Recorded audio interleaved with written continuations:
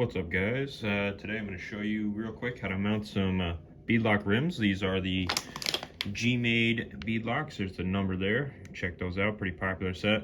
These ones I just have the green ring painted on there. They come solid black. We're going to be using a Proline dual stage 1.9 foam. Got the number here for you. Highly recommended for competition and general use. Keeps the tires from going flat. And we're going to be mounting it on a Proline Trencher 1.9 tire today. These rims will work with really any kind of tire. I've used Duratrax,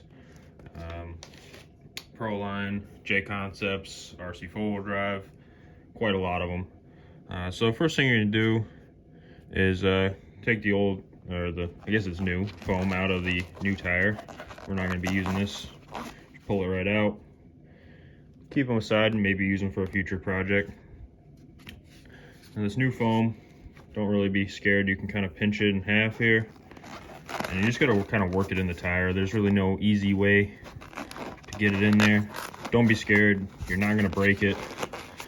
You basically just wanna get both of them in there. Stretch the rubber around it. Try to keep you in the camera here. It's a little tricky. Just really gotta just force it in, to be honest with you. And then just once you get the thing in there, just work it around. Try not to get that white foam in there to bunch up. Kind of stretch it back into place a little, work it around. It should look something like this. Kind of feel around. Make sure you got that white foam sitting on, mostly on center. I don't know if you guys can see that in there. Or work it around. It always be sitting somewhere like this. We're going to set that aside. Now the rim has 3 pieces to it. This is the front, center, and back side. Now, if you notice, the back side has the set in for the screws.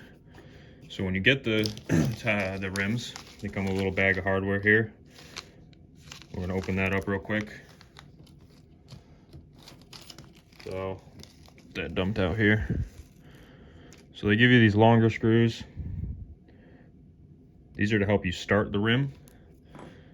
And then also this tool here they give you, which is very important. So you're gonna need a 2.5 millimeter driver that goes on the tip of this, and it becomes a socket driver for these small bead locking screws. So that's important. A lot of people forget that that's in the bag. So we'll keep that aside for now. So first thing you're gonna do, so this is the middle piece. Notice one side is set deeper than the other. I'm gonna put it so the dot is on the inside, just so I don't see it on my truck. This goes in the center. Just gotta force it in. Stretch the rubber around. These tires are a little bit easier to mount actually with the dual stage foam, just because it's molded in the center. The bead likes to fit in. So now we got that. This is the back side.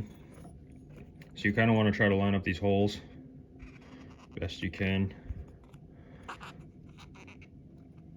Something like that. You're not going to get it perfect. Something like that.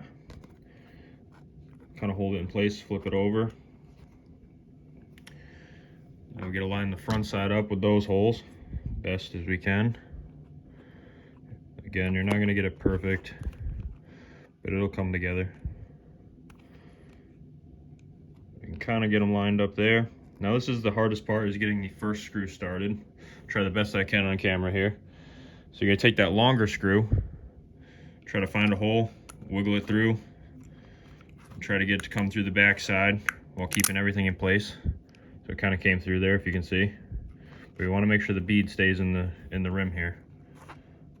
So I'm kind of holding this, pinching it and pushing on that screw at the same time. We got to get the nut on the back side here. Kind of hold that together. Flip it around. Try to get this screw started here. Hold on.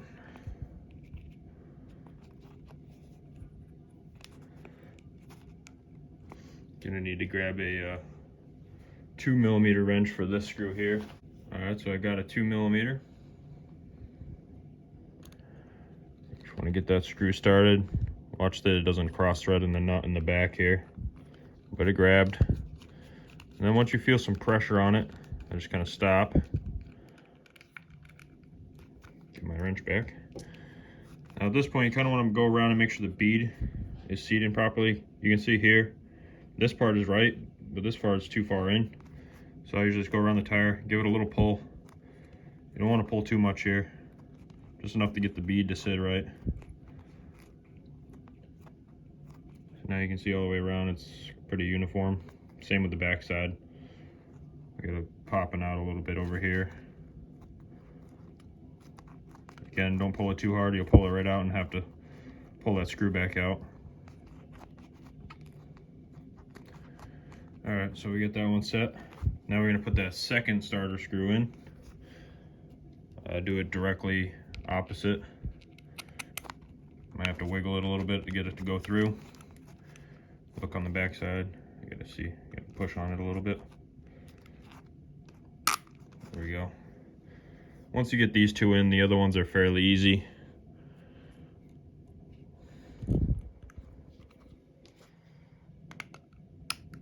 Get this one started here.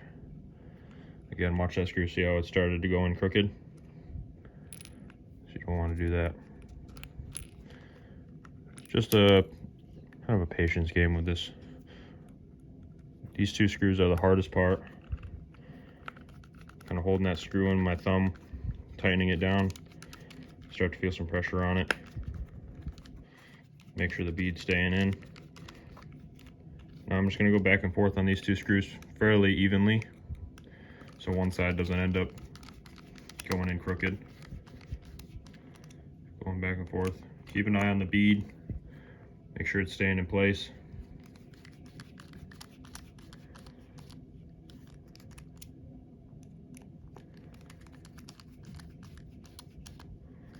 And pretty much get them to the snugged up point. And at this point, our tire is basically mounted. We just got to put the rest of the screws in. So at this point, grab one of your small ones, get it started in the back. This is where the little bit comes in handy. Put that on there. You just stick it like that, flip the tire over, find your nut, put that on, and basically just going to tighten it down. Don't over tighten these. Doesn't take a lot to strip out the little screw. You don't have to go really tight, crazy with them. Putting a little bit of Loctite on each screw is not a bad idea. They do tend to fall off over time. They do give you a couple spares, and you can buy them separately from Gmade. They're pretty cheap. So you're just going around, putting in each screw. This is the part that gets a little tedious. This is only the first tire. You still get to do it 3 more times.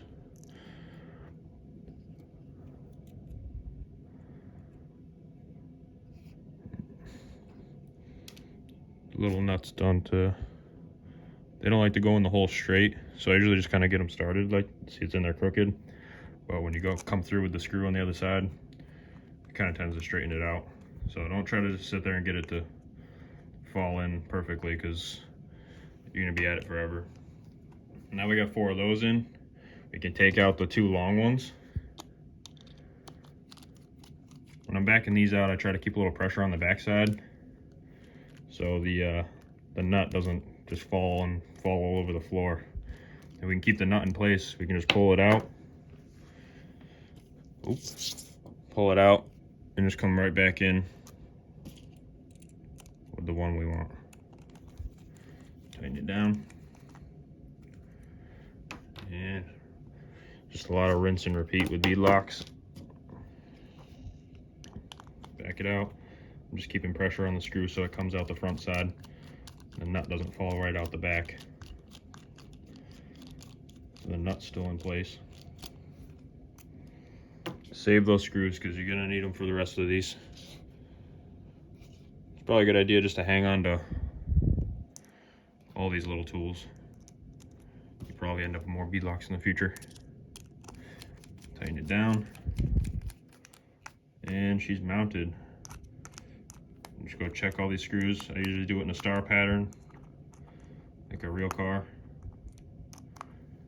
See, that one was pretty loose. If you leave one, the nut will fall off. And it's mounted. That's all there is to it. With certain cars and trucks, you might need hub extenders or something like that to keep the brass from rubbing the inside on different setups. Anyway, that's how you mount a Gmade beadlock wheel. Generally, most beadlock wheels with the Proline tire and a dual stage foam. Thanks for watching. See you in the next one.